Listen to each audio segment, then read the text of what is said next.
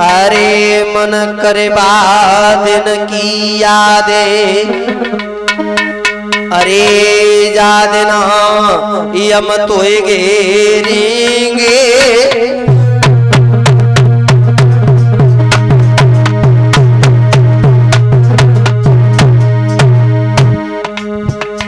मन करे बादन की याद याद ना यम तो घेरेंगे। तेरी चतुराई नहीं चले संग घर बारे नहीं देंगे भैया।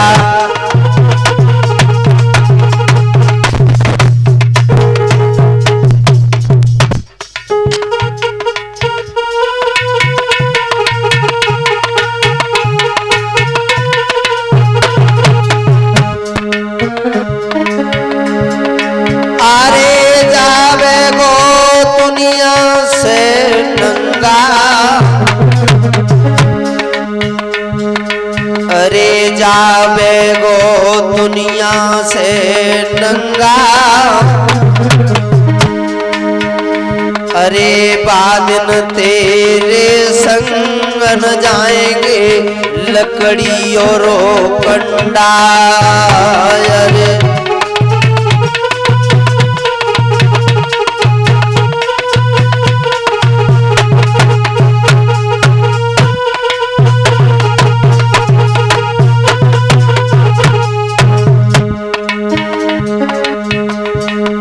अरे डरेगी मुख ऊपर कफनी,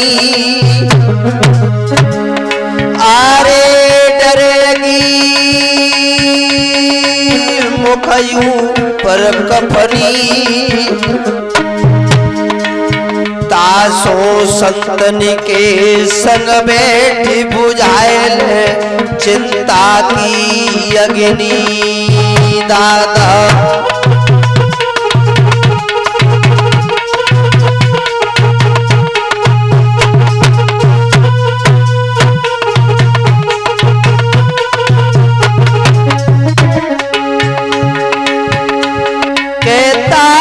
समय बड़ो बलवानो, दादा समय बड़ो बलवानो, समय कछु समझ नहीं आवे।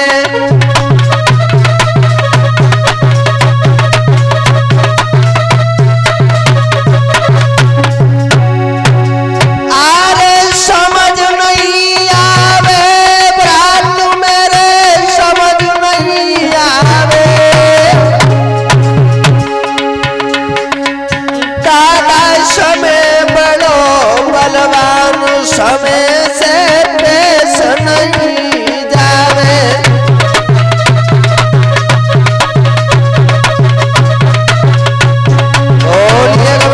भगवान की।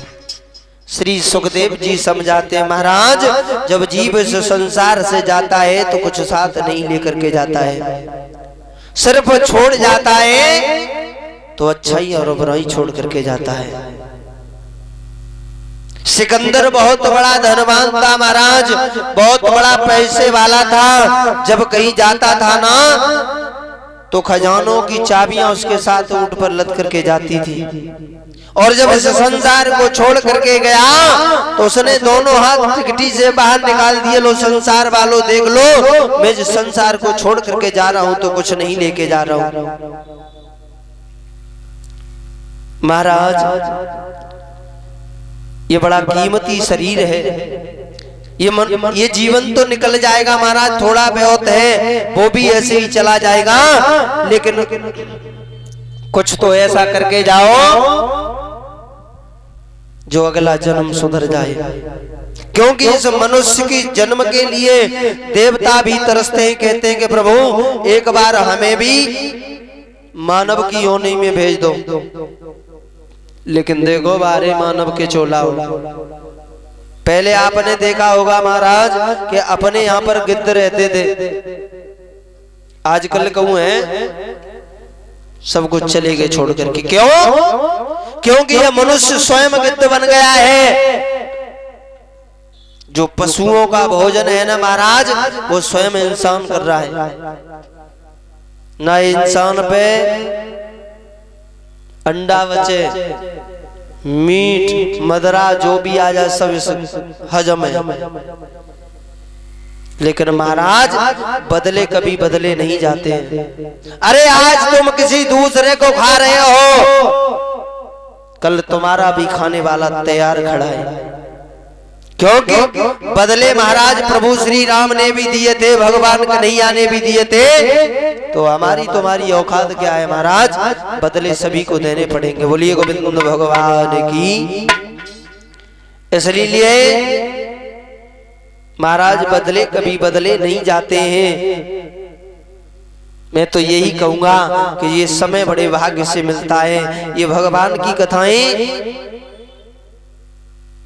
बड़े भाग्य से मिलती हैं श्रवण करने के लिए। अरे यहाँ पर आसपास में काफी लोग हैं और गांव भी है। तुम लोग इतनी दूर से क्यों आते हो? क्योंकि परमात्मा से तुम्हें प्रेम है और परमात्मा की कृपा है तुम्हारे ऊपर, तभी परमात्मा उसे तुम्हें यहाँ तक खींच करके लाता है।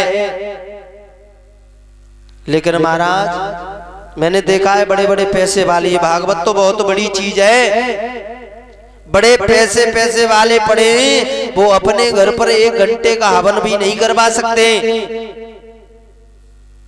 और लेकिन जिस पर परमात्मा की कृपा नहीं होगी वो जीव परमात्मा के द्वार तक नहीं आ पाता है। बोलिए गोविंद भगवान की। श्री सुखदेव जी बोले, हे राजन परीक्षित, बड़ी सुंदर कथा है। कल आप लोग परम पूज्य व्यास जी के द्वारा भी श्रवण कर रहे थे। कल कथा श्रवण कराई थी। देखते हैं महाराज गजेंद्र मोक्ष की कथा।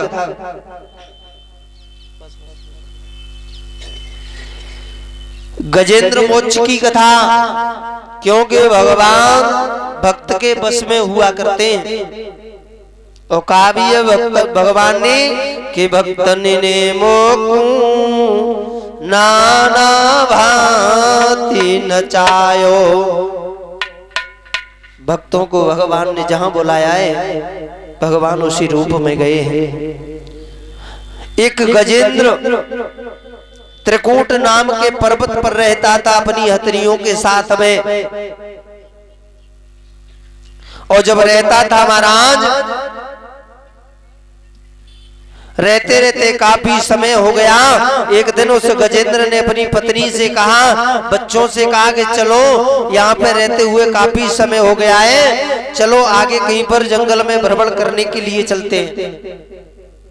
अपने परिवार को लेकर के महाराज वो गजेंद्र राज की तरफ बढ़ गया है, चला जा रहा है जंगल में। देखा है आगे एक सरोवर था। उस गजेंद्र को बहुत तेज प्यास लगी और प्यास लगने के कारण उसने कहा, अरे चलो एक सरोवर के पास चलते हैं, उसमें जल पी करके अपनी प्यास को बुझाएंगे। और जब महाराज वो गजेंद्र उस सरोवर के पास में पहुंच जाता है और जैसे ही जल में गया है महाराज, उस जल में जल को पिया है उसने, अंदर घुस गया और जल पी करके अपनी सूंड पर जल भरता है और अपनी पीठ पर डाल रहा है। उस जल में किलोले करने लगा। हुआ ऐसा माताओं, उसी जल में एक ग्रह रहता था ना, यानी मगरमच्छ। और जैसे ही उस जल में कलकल की आवाज उसने सुनी, सोचा उसने समय कोई आ गया है। उस ग्रह ने उस हाथी के पैर को पकड़ लिया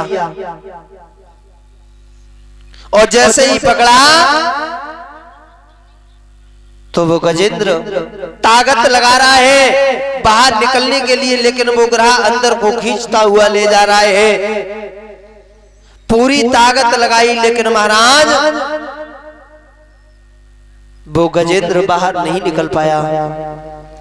पत्नियां बच्चे सभी खड़े हैं, लेकिन किसी ने चिल्लाने लगा गजेंद्र, अरे हमें बचाइए, मेरे प्राण जा रहे हैं, ये मुझे जल में अंदर खींचे ले जा रहे हैं। लेकिन महाराज पत्नी और बच्चों ने सभी ने मना कर दिया, बोले हम तुम्हें नहीं बचा सकते हैं। और जब मना किया तो गजेंद्र रोने लगा, बोले परमात्मा अब तेरे सिवाय संसार में मेरा कोई नहीं है। अरे तेरे अलावा इस संसार में मेरा कोई नहीं है परमात्मा, अब तुम ही मेरे प्राणों को बचा सकते हो, अन्यथा कोई नहीं बचा पाएगा। और वो गजेंद्र रोकर के भगवान से बोला है, प्रभु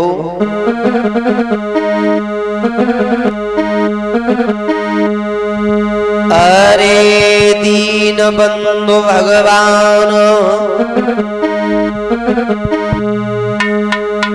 अरे दीन बंधु भगवान, कन्हैया तेने काम करी तेरी,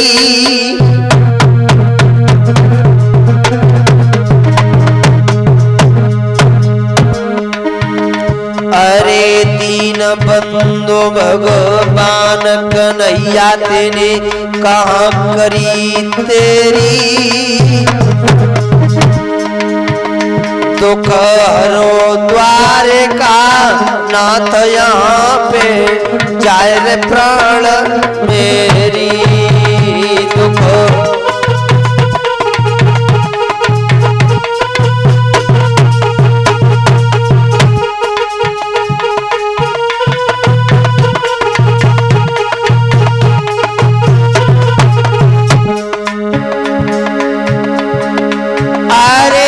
कन्हैया जल्दी आए जइयो,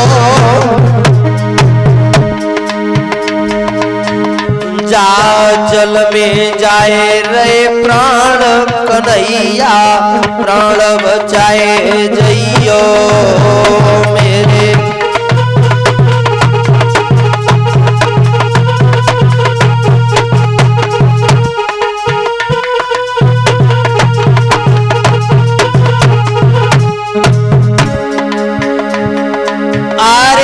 समरिया दीन निहितकारी,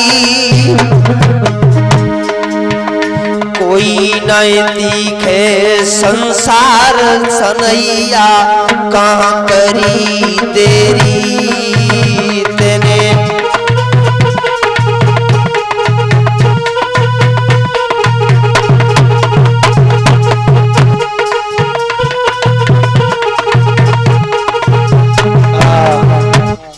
आज महाराज वो हाथी चिल्लाने लगा, बोले प्रभु अब तुम्हारे सिवाय जो संसार में मेरा कोई नहीं है, आप ही मेरे प्राणों को बचा सकते हो, यदि तुम नहीं आए प्रभु तो मेरे प्राण चले जाएंगे। जैसे ही इतनी बात सुनी है तो महाराज भगवान क्षीर सागर में गरुड़ की सब गरुड़ पर लेटे हुए थे। लेकिन महाराज हुआ ऐसा कि एक दिन उस गरुड़ को भी घमंड हो गया था। गरुड़ को घमंड हो गया, सोचने लगा भगवान मेरे सिवाय कहीं जा ही नहीं सकते हैं, मैं ही सारे संसार में उन्हें ले जाता हूं।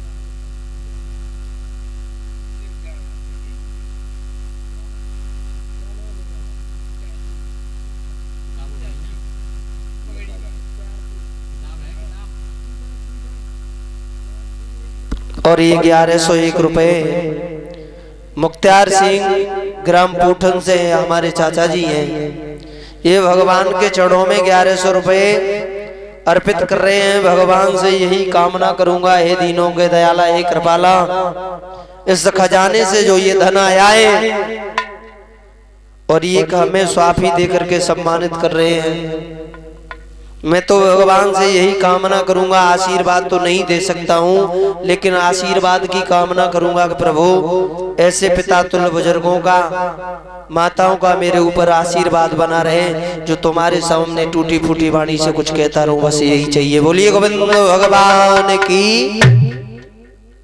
श्री सुखदेव जी बोले, हे राजन परीक्षित, आज जैसे ही भगवान को याद किया है तो गरुड़ को घमंड हो गया था। गरुड़ कहने लगा परमात्मा,